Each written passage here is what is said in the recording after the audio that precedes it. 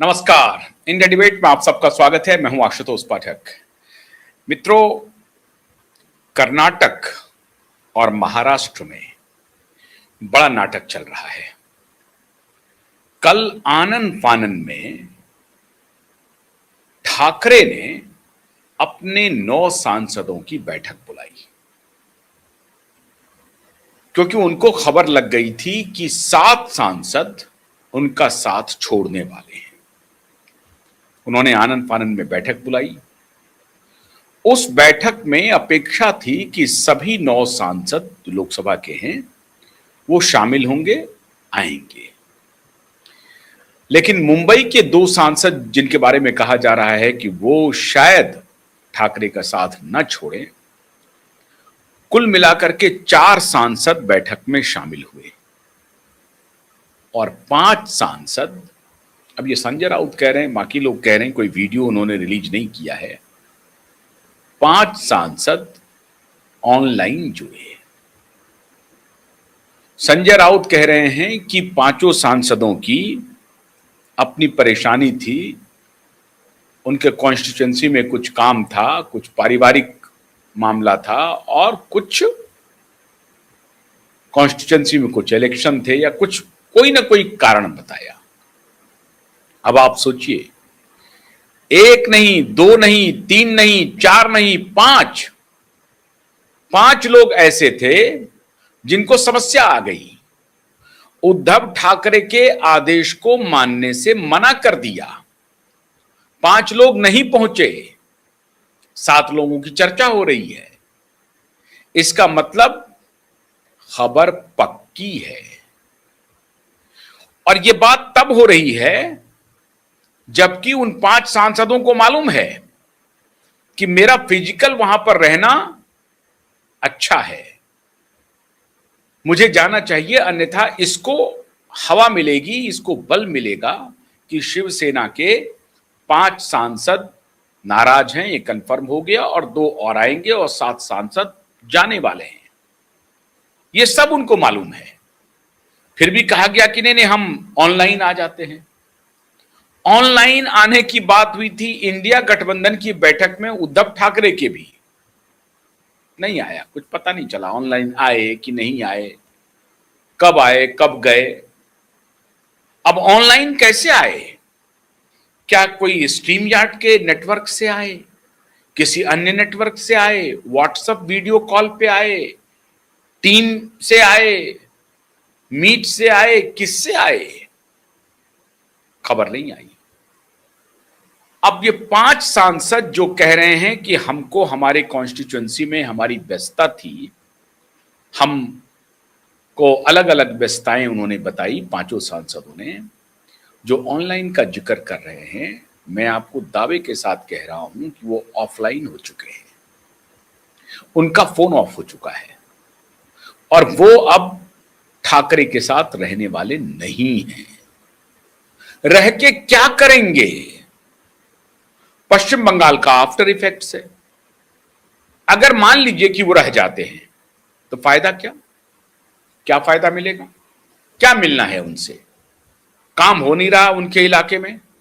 क्यों साहब? क्योंकि शिवसेना उद्धव गुट के नेता हैं आप, इसलिए आपको कुछ नहीं मिलना है। तो किधर जाएं हम? उनको कहा गया कि भाई अभी तो 5 साल है चुनाव को, तो आ जाओ, फिर बाद में देखेंगे, बाद में देखने की बात होने लगी।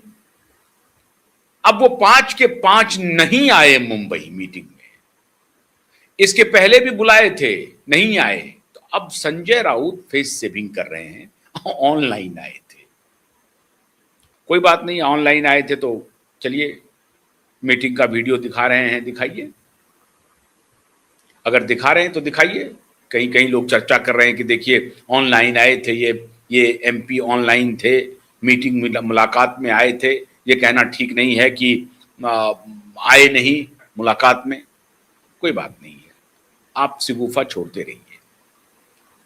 सच बात यह है मित्रों, संजय राउत स्वयं ये मन ही मन चाह रहे हैं कि ये पार्टी जितनी जल्दी नेस्त नाबूद हो जाए उतना अच्छा। मैंने कल ही आपको बताया था कि कैसे ये जुडिशरी को भड़का रही है, कैसे ये भारतीय जनता पार्टी के खिलाफ अनर्गल एक से एक कुत्सित बयान दे रहे हैं, खुद मोदी के खिलाफ दे रहे हैं, खुद कह रहे हैं कि ये जो अभिजीत दीपके है कॉकरोच पार्टी के, इनसे मुलाकात किया नरेंद्र मोदी ने अमेरिका में और इनके कहने पर ही जंतर मंतर पे ये आंदोलन हुआ है। कॉकरोच का भी जो उद्घाटन किया तो समझिए नरेंद्र मोदी ने किया, नरेंद्र मोदी के इशारे पर हुआ। ये खुलेआम संजय राउत कह रहे हैं कैमरे के ऊपर, और कह रहे हैं कि वो फोटोग्राफ भी हम रिलीज करेंगे जिस फोटोग्राफ में ये है जिसमें नरेंद्र मोदी और दीपके मिल रहे हैं, वो लड़का मिल रहा है। अब वो पता नहीं कितनी कितनी उनकी ताकत है श्रीमान जिनका वो जिक्र कर रहे हैं कि वो नरेंद्र मोदी से मिल लिए। तो नरेंद्र मोदी उस वक्त तो कोई ताकत जानता नहीं था, एकाएक सोशल मीडिया में आ गया तो नरेंद्र मोदी को जाहिर है किसी ने मिलाया होगा। किसने मिलाया होगा? तो नरेंद्र मोदी का कोई आदमी होगा जिसने कहा होगा कि भाई ये है व्यक्ति जो इस तरह से अभी जुडिशरी में जज साहब कुछ बोलेंगे और फटाक से ये लोग करके और उसको कॉकरोच बना देंगे कैच करके। कोई बात नहीं है, ये सब बात हो गई। लेकिन सच बात यह है कि उद्धव ठाकरे की पार्टी लगभग टूट गई 22 जून को, आज से 7 दिन के बाद। अदालत में अलग सुनवाई है, उधर बेटे के खिलाफ एफआईआर होना है, इंक्वायरी शुरू होनी है, जेल जाना तय है। इधर जो टूट की जो हड़बड़ाहट है वो हर तरफ दिखाई पड़ रही है, हर तरफ टूट रही है। कर्नाटक में बहुत जबरदस्त खबर आ रही है, हेमंत सोरेन के बारे में खबर आ रही है, वहां टूट हो सकती है। समाजवादी पार्टी के टूटने की खबर है, बगावत बहुत जबरदस्त हो रहा है। कर्नाटक में क्या हुआ? कर्नाटक में डीके शिव कुमार से ये डील हुई थी जब कुर्सी वो छोड़ रहे थे श्रीमान सिद्धारमैया, तो ये डील हुई थी कि हमारे जो बेटे हैं श्रीमान यतींद्र सिद्धारमैया, तो यतींद्र सिद्धारमैया जो हैं उनको, जो एमएलसी हैं वहां सिद्धारमैया के बेटे हैं, उनको आप कोई ना कोई प्लम पोस्टिंग, मतलब प्लम बड़ा बढ़िया कोई मंत्रालय दीजिए। उन्होंने इच्छा जताई थी मेडिकल एजुकेशन की, अर्बन डेवलपमेंट की, होम मिनिस्ट्री की भी इच्छा जताई थी कि मैं हट रहा हूं तो कोई बात नहीं, आप इनको होम मिनिस्ट्री दे दीजिए। लेकिन होम मिनिस्ट्री सिद्धारमैया के पुत्र को नहीं मिला। होम मिनिस्ट्री में खेल कर गए श्रीमान मल्लिकार्जुन खड़गे साहब। मल्लिकार्जुन खड़गे के पुत्र प्रियांक खड़गे को होम मिनिस्ट्री मिल गया।